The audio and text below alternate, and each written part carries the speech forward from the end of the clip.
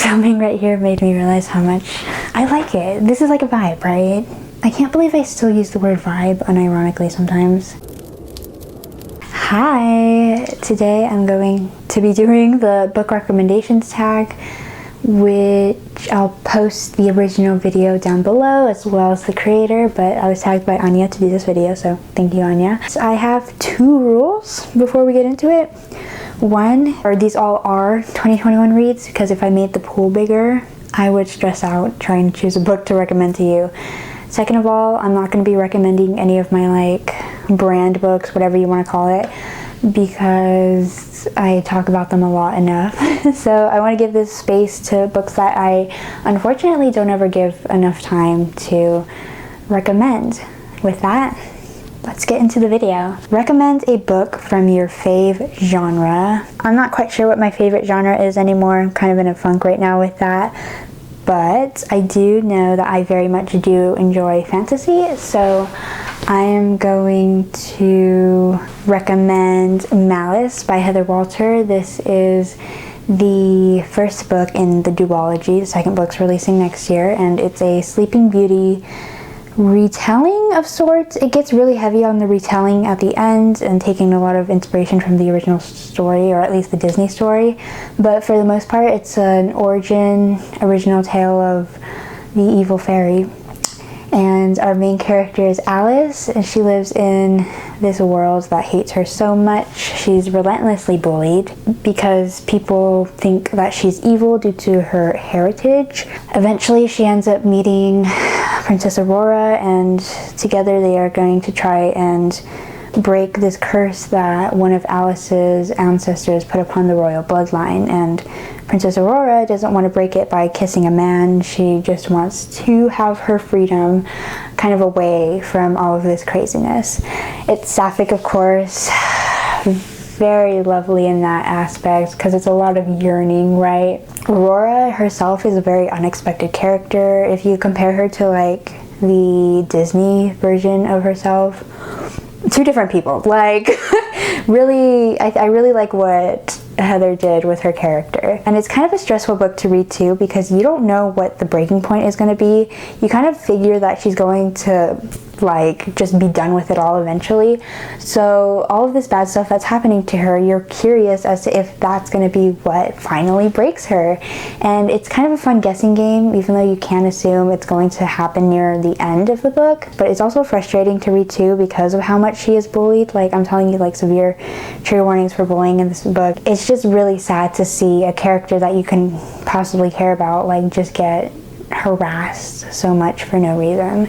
But I highly recommend it, especially if you like books with a very fairy tale narrative. This one's the one for you. Recommend a short book. This one I'm going to recommend you a nonfiction, which is Disability Visibility. It's under 300 pages, which is what I count as a short book, just because it's easier to do that way. But this is edited by Alice Wong, and it's a collection of essays from various disabled people that were asked to contribute to this book.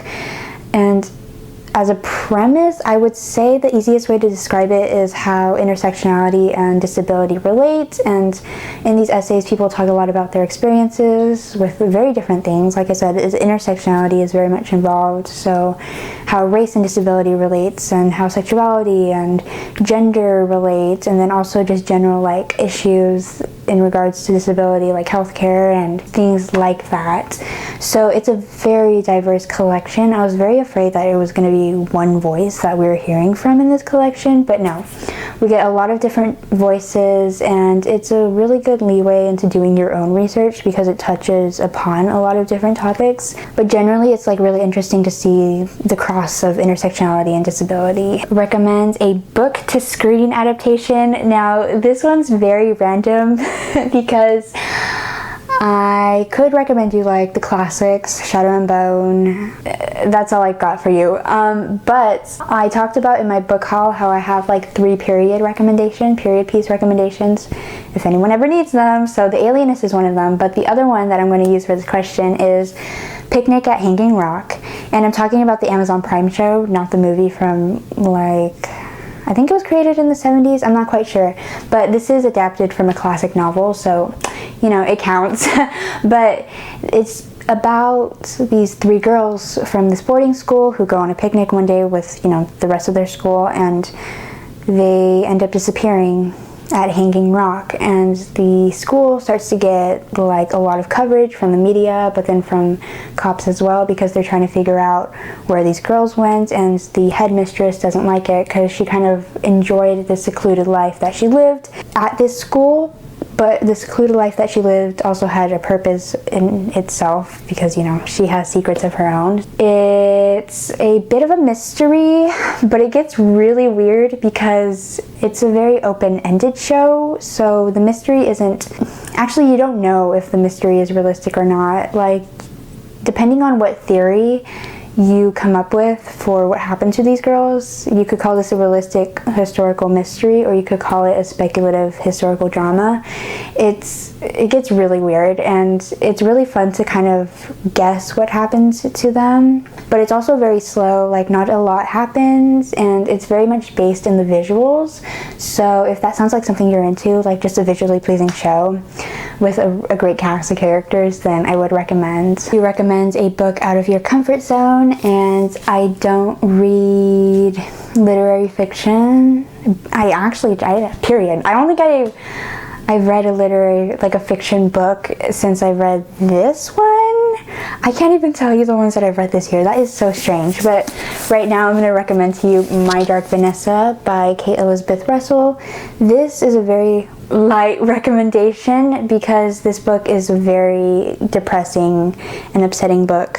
So you have to make sure that you're going to be fine with the content in it, and that it's not going to upset you like too much at the point of its triggering content. So for this book, I'll put the triggers on the screen because it's very important, since this book goes into a lot of details on these triggers, and there's a lot of emotional impact on it. But this is just about a girl that was abused by her teacher when she was 15, and she's reflecting upon that in her 30s because another one of his victims actually came forward, and she wants Vanessa to kind of add to the investigation with her own story because she heard that Vanessa also had a similar situation, and so it kind of forces her to rethink all of this that happened. I don't like calling what Vanessa and this teacher had, I think his name was Mr. Strain, something with an S. I read Barbary Station after this, and the captain of that had like such a similar name. It kind of tripped me out, so I kind of got them mixed up. But I don't like to call it they have a relationship, because it wasn't a relationship. You can't have a relationship with somebody that's not even your equal. I would say that because Vanessa very much sees it as that. She doesn't see herself as a victim, so there's also a lot of like victim blaming in this from her. This belief, even in her 30s, that what they had was completely okay.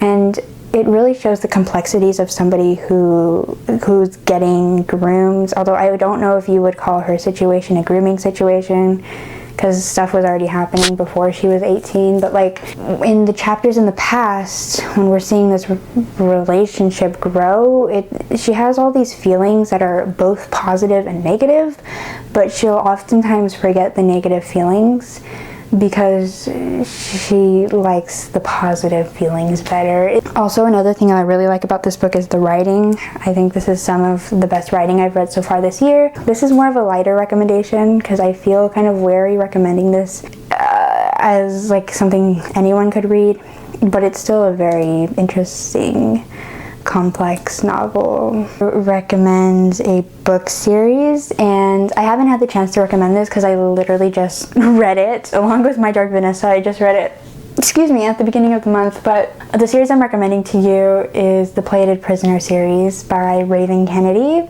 I just want to put this out into the world right now. I'm very confident that this is going to be the next very popular fantasy romance series. It's already very popular right now, but not on the same level as From Blood and Ash and Fortune is Sworn and stuff like that. But I can see the hype building up, and I'm really excited for everyone to be obsessed with this series in a few months.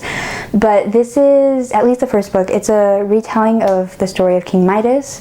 I actually don't know what the story of King Midas is. I just know who he is, so I don't really know if that's true and how much of a retelling the first book is, but reviewers say it is, so I guess you could trust them. But our main character is Orin, and she's a woman of gold, transformed by Midas, of course, who has the gold touch.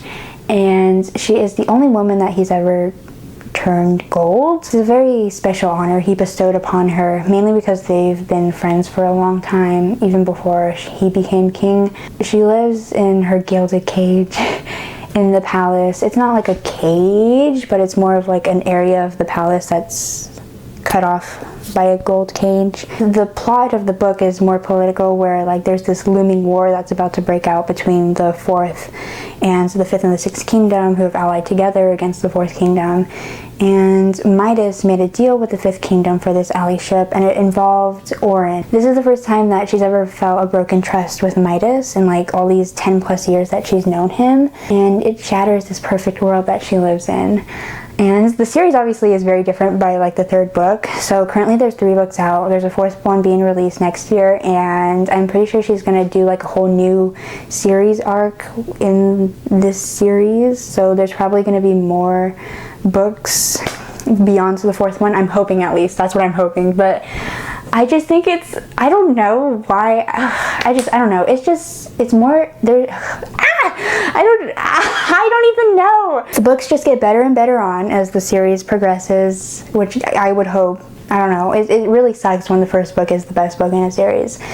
And I really love the world. I love Orin. She's one of my new favorite characters. I want the best for her, and it takes a long time for the best to come to her because of the situation that she's in. So the series is very much based on her character growth rather than the plot. The plot, in terms of like the politics and stuff, is very separate from what Orin's going through. It's very satisfying to see her kind of rethink this world that Midas kind of forced her to believe was her perfect world, and I just want her to be so happy. Y'all, I'm obsessed with it. I'm obsessed with this series, and I can't even put into words why that is. If you're a fantasy romance lover, you need to read this series. Like, you need to read it right now. Sometimes it annoys me when I'm not centered with the camera when I can be. So I'm trying to be more conscious of that. But next is to recommend a standalone, and I only talked about this book once in a video before, which is actually Criminal. But I'm going to recommend you Sorrowlands by Rivers Solomon.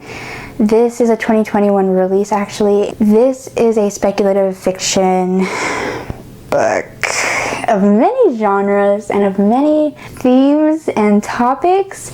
It's very hard to describe what this book is actually about because it's much of a journey too, based in like our main character's growth themselves.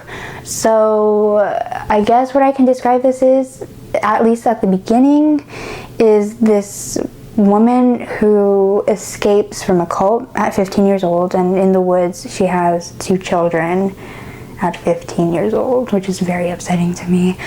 But she has to learn to survive in the wood because she still has this ideology in her head that the world is evil, which is something that her cult grew her up to believe. So the story goes from there. It feels like 3 different acts because she's at one place in the beginning of the book, she's doing something different in the middle of the book, and at the end of the book it's another different thing. So I think that's really cool because this 3-act structure seems quite easy for me to recognize, which I've never been able to recognize before, but I kind of liked that we were at different places in the book. But the writing was fantastic. The way that River Solomon talked about all of the themes was so interesting. Like, I just wanted more and more of their thoughts on everything that they were talking about. The relationship too, it's a sapphic relationship. It's just a very beautiful book to read, but it's also a very depressing book. Recommend your staple book. Because I talked about A Dowry of Blood in my book haul, I'm going to